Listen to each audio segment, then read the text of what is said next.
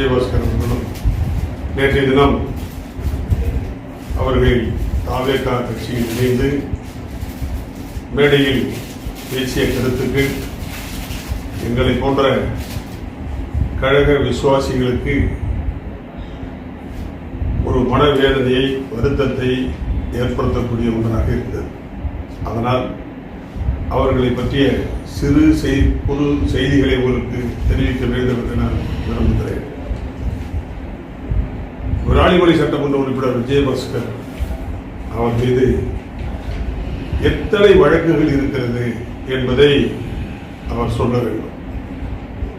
குக்கா வழக்கு இருக்கிறது, சிபிஐ விசாரணை செய்த வழக்கு, சொத்து சேர்த்த வழக்கு இருக்கிறது, தேர்தல் வழக்கு இருக்கிறது.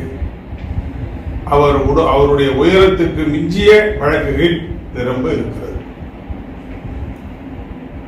அவர் எவ்வளவு சொத்து சேர்த்து வைத்திருக்கிறார் என்பதை ஒரு வெள்ளை அறிக்கை, தாவேகா என்பது வெள்ளை அறிக்கை கொடுப்பதிலே சிறப்பான காரியத்தை செய்து வருகிற கட்சியாக இருக்கிறது. எனவே அதில் இணைந்திருக்கிற விஜயபாஸ்கர், விராலிமலை விஜயபாஸ்கர் அவர்கள், டாக்டர் விஜயபாஸ்கர் அவருடைய சொத்து என்ன என்பதை ஒரு வெள்ளை அறிக்கை மூலம் கொடுக்க வேண்டும் என்று நான் கேட்டுக்கொள்கிறேன். ஆரம்பித்ததற்கு பின்னாலே தான் உங்கள் பொறுப்பை எடுத்தார்கள். அதற்கு பின்னேதானே நீங்கள் சட்டமன்றத்திலே கட்சியை விதிகளை தாண்டி கொரோனா அக்ரி கிருஷ்ணமூர்த்தி அவர்கள் கொடுத்த விதிமீறலை தாண்டி வாக்களித்தீர்கள் தாவேகாவுக்கு. அதற்கு பின்னாலும் உங்களுக்கு எடப்பாடியார் தாயுள்ளத்தோடு மரியாதை கொடுத்து உங்களுக்கு மன்னிப்பு வழங்கினார். நீங்கள் அத்தனை பேரும் மன்னிப்பு கடிதம் கொடுத்தீர்களே, மறந்து விட்டீர்களா? விஜயபாஸ்கர், அந்த விஜயபாஸ்கர், இந்த விஜயபாஸ்கர் மன்னிப்பு கடிதம் கொடுத்ததை மறந்து விட்டீர்களா? எதற்காக மன்னிப்பு கடிதம் கொடுத்தீர்கள்?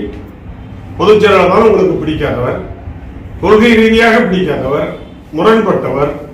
நீங்கள் வேற கட்சிக்கு போக வேண்டும் என்று முடிவெடுத்து விட்டீர்கள். ஏன் போயிருக்க வேண்டியதானே? ஏன் மன்னிப்பு கடிதம் கொடுத்தீர்கள்? மன்னிப்பு கடிதம் கொடுத்துவிட்டு அதற்கு பின்னால் நீங்கள் போய் இந்த பேச்சை பேசுகிறீர்கள் என்று சொன்னால் நீங்கள் மனிதர்களா? நீங்கள் எல்லாம் ஆறறிவு படைத்தவர்களா? நீங்க எப்படி டாக்டர் படிச்சீங்கன்னா எங்களுக்கு தெரியலையே. மாண்புமிகு அமைச்சர் நீங்க எல்லாம் போட்டுக்கிறீங்களே, அது எந்த அளவுக்கு மரியாதை உள்ளதாக இருக்கிறது? நடத்தை கெட்டவர்கள் நீங்கள், ஆண்களில் நடத்தை கெட்டவர்கள் நீங்கள் என்பதுதான் என்னுடைய குற்றச்சாட்டு. நீ போறதுனா அப்பயே போயிருக்கணும். மன்னிப்பு கடிதம் கொடுத்து விட்டு சட்டமன்றத்தில் ஒன்றாக அமர்ந்து விட்டு அதற்கு பின்னால் பேரம் பேசப்பட்டு ஏற்றுக்கொள்ளப்பட்டது என்றதற்கு பின்னால் நீங்கள் இங்கிருந்து செல்கிறீர்கள் என்றால் அதற்கு பொதுச்சாளரை குற்றம் சொல்வது எதற்கு? கட்சியின் மீது பழி சுமத்துவது எதற்கு? வாய்க்கு வந்ததெல்லாம் சொல்லுவது எதற்கு? உனக்கு புரியலன்னா மரியாதையாக போகும். அதை பற்றி ஆட்சேபனை இல்லை. யாரையும் நம்பி அனைத்து இந்திய அண்ணா திராவிட முன்னேற்ற ஓடுபவர்களை நம்பி அதிமுக இல்லை. அனைத்து இந்திய அண்ணா திராவிட முன்னேற்ற கழகத்தில் புரட்சி தலைவரையும் புரட்சி தலைவி அம்மா அவர்களையும் புரட்சி தமிழரையும் ஏற்றுக்கொண்டிருக்கிற அதிமுக கொள்கை மீது நம்பிக்கை வைத்திருக்கிற, கட்சி கொடியை இரட்டைகளை சின்னத்தை ஏற்றுக்கொண்டிருக்கிற கட்சி தொண்டன் ஆணி அடித்ததை போல தமிழகம் எங்கும் ஒட்டுமொத்தமாக இந்த கட்சியை காப்பாற்றியே தீர வேண்டும், மீண்டும் ஆட்சி கட்சியாக கொண்டு வர வேண்டும் என்பதில் உறுதியாக இருக்கிறார்கள். உங்களைப் போல பணம் படைத்தவர்கள், பணம் சம்பாதித்தவர்கள், பதவியில சுகத்தை அனுபவித்தவர்கள், வெள்ளச்சட்டைக்கு சொந்தக்காரர்கள், சொத்து சேர்த்த வழக்குகளிலே ஈடுபட்டிருக்கிறவர்கள், வழக்கிலிருந்து தன்னை காப்பாற்றிக் கொள்ள வேண்டும் என்பதற்காக ஓடுகிறவர்கள் ஓடட்டும், அதை பற்றி கவலை இல்லை.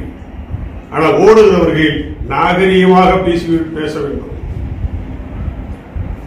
இது தவறான அணுகுமுறையை கொண்டு போய் சேர்க்கும் என்பதில் நான் அழுத்தம் திருத்தமாக சொல்ல விரும்புகிறேன்.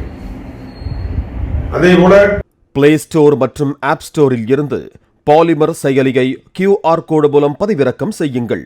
செய்திகளை உடனுக்குடன் பெறுங்கள்.